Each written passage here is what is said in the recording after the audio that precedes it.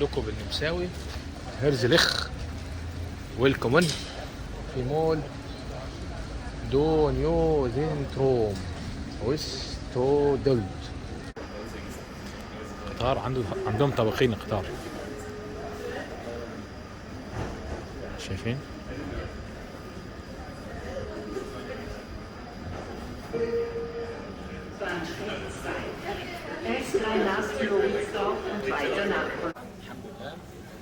كده خلصنا رحلة، والحمام ده دخوله مختلف عن باقي حمامات فيينا، يعني هو الحمام الوحيد اللي خدناه من غير فلوس.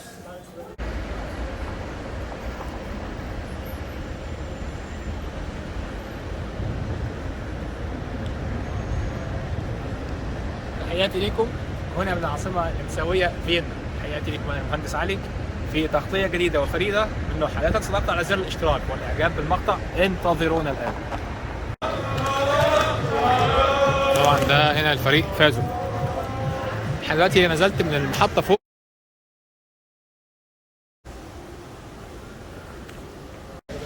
ما زلنا مستمرين في ثاني محطة من محطاتنا في النمسا في شمال العاصمة فيينا، منطقة سالزبورغ. منطقة سالزبورغ طبعا تتميز بأن هي قريبة جدا من فيينا، وبالتالي فيها بعض الخدمات أو قريبة تشابه الثقافات في الأدنى أو ولكن فيها هنا أنهار، فيها قصور قديمة. النمسا كلها كده، لكن دي لها طعم تاني، لها ريحة مختلفة. الآن احنا في ثاني محطة، المحطة الثالثة هي ميونخ في ألمانيا. الثقافة مختلفة بالرغم من تقارب الأراضي. السلام عليكم ورحمة الله تعالى وبركاته. طبعا ده هنا الفريق فازوا. احنا دلوقتي نزلت من المحطة فوق هنا، وده تحت. طبعا تحت مول كامل، محلات، مطاعم. يعني انت بس ايه تطلع بالقطر تقول انا هقف في المحطة اتفسح، اعمل الشوبينج بتاعك في المحطة. وطبعا كل الاديان هنا هم مثلا ناس محجبة عادي جدا، مفيش تفرقة عنصرية والله يقول لك ده مسلم ولا غير مسلم ولا اي حاجة. طبعا احنا من هنا لميونخ تقريبا بس ساعة ونص. ساعة ونص لميونخ اللي هي ألمانيا. احنا على الحدود، حدود النمساوية. دي فيينا عشان ما بيكتبوش حرف الفي، عندك حرف في. لو هتروح فيينا هتاخد ساعتين ونص. دي زيورخ في سويسرا، وبعد زيورخ ممكن تطلع على باريس، تقطع تيكت بس وتسافر على طول مباشرة. مفيش طبعا حدود، مفيش أي حاجة. طبعا المول ده شايفينه هو نوع محطة، كل واحد لوحده، كل واحد ماشي في حاله، محدش يدخل في حياة حد. زي ما شايفين مول كامل، مطاعم، سوبر ماركت. طبعا انت يهنيلك لو انت ساكن جنب محطة القطر او المترو، ما اعرفش اصوات تك تك تك والكلام ده. واحد يعمل اللي هو عاوزه، انت حر ما لم تضر. انتظرونا التغطية مستمرة. المحل ده كله امور طبيعيه. ده مثلا اخضر،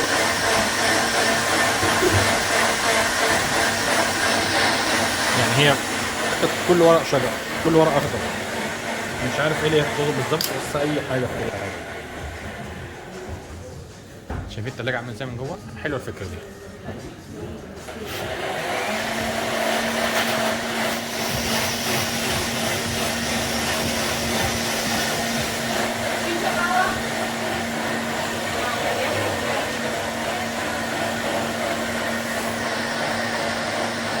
طبعا ده جوه المحطة بتاعت القطر الكامل.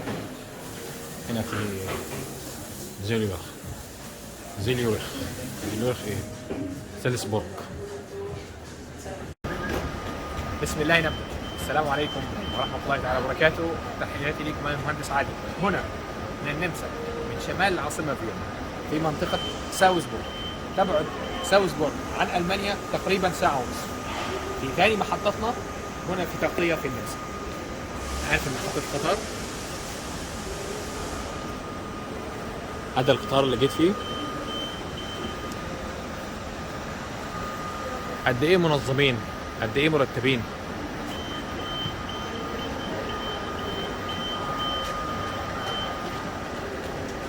عايز يقفل هو بيحط ايده فما يقفلش. شايفين؟ ده المترو الداخلي، مباني مسوية طبعا.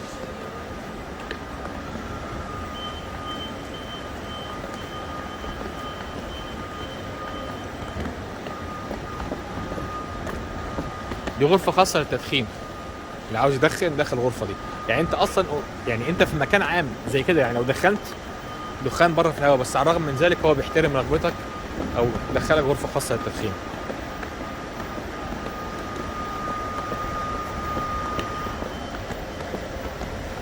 سالزبورغ.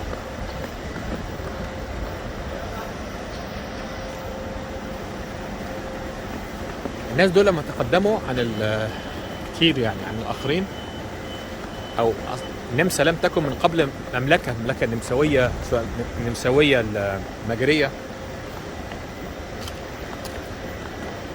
او المملكه النمساويه من قبل، لم تكن كذلك الا بسبب تاريخ عظيم وتقدم ونظام. يعني من ضمن الامور الغريبه اللي انا شفتها هنا، انك انت حاجز تيكت قطر وقاعد في القطر ومفيش شخص يخش يشيك على التذكره. ما عندهمش، ما فيش حاجه اسمها واحد يركب من غير ما يحجز تذكره نهائيا. والطبيعي ان انت داخل ما تحجز تذكره.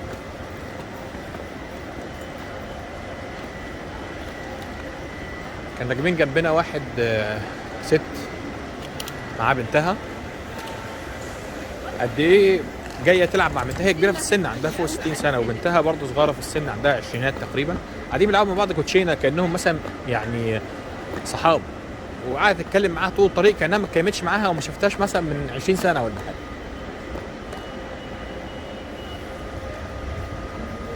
سالزبورغ، انتظرونا في مزيد من التغطيات. طبعا كانه صالون، بس طبعا مش صالون، هو مطار. اخوانا انت في فيينا، مطار فيينا. ويلكم تو ايربورت فيينا، ايربورت انترناشونال. مطار فيينا وضع مختلف تماما.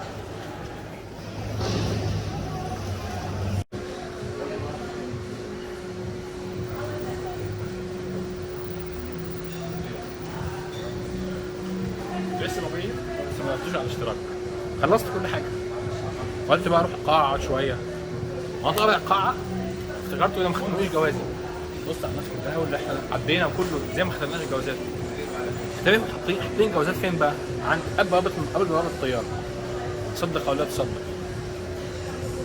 ارفع زر الاشتراك والاعجاب بالمقطع.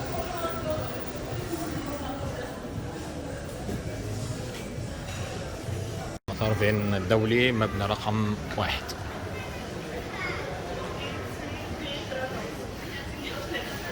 ويلكم.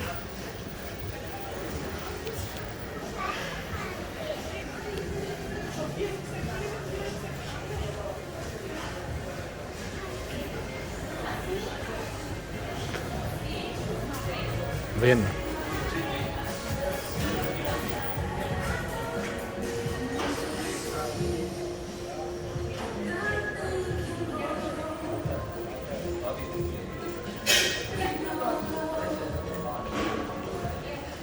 كده احنا في اخر رحلتنا خلاص، زي ما انتم شايفين الركاب ورا بيركبوا اهو. شكرا لمتابعتكم معانا في قناتنا على اليوتيوب، ورحله كانت خفيفه لايت. ولو ليكم اي افكار او عايزين نروح اي اماكن ثانيه ابعتوا لي تعليقات على اليوتيوب. ويهمني جدا اعرف رايكم في التغطيه، ايه اللي عجبكم اكتر شيء في التصوير، وايه اللي عجبكم في الرحله، كل دوله ايه اللي عجبكم فيها وايه اللي حصلت فيه، وايه الجديد اللي عجبكم. تحياتي ليكم، انا المهندس علي من مدينه فيينا في النمسا.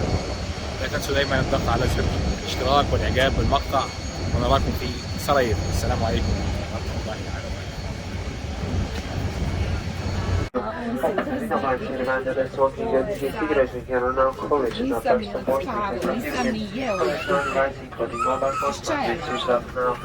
Thank you for your attention and wish you a pleasant flight. Gorący nabieg osmy kapitana ustawiczona na posady, gorące roczne dobrodziejstwo. ده القطر من سالزبورغ لحد ألمانيا ميونخ. طبعا احنا أول ما بدأنا القطر مباشرة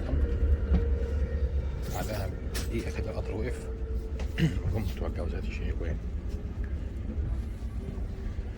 بين المحطة بتاعت النمسا وألمانيا تقريبا بالقطر بين المحطة وألمانيا دقيقتين بس.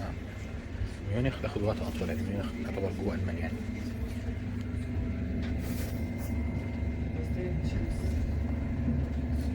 لغة واحدة طبعا.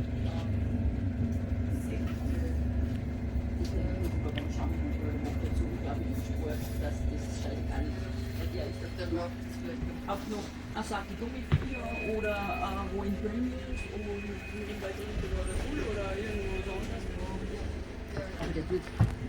في بعض الناس طبعا بيركبوا ما يلاقوش أماكن ليهم يعني فيضطروا يقفوا، بس هيقفوا يعني. احنا بالنسبة لنا من دولة لدولة بس هو ساعة تقريبا أو أقل. احنا دلوقتي هنا في المحطة دي اسمها بيت اندوف دورف، بعدين المحطة دي ميونخ. أنا هنزل في ميونخ يعني تقريبا هحتاج 40 دقيقة تقريبا.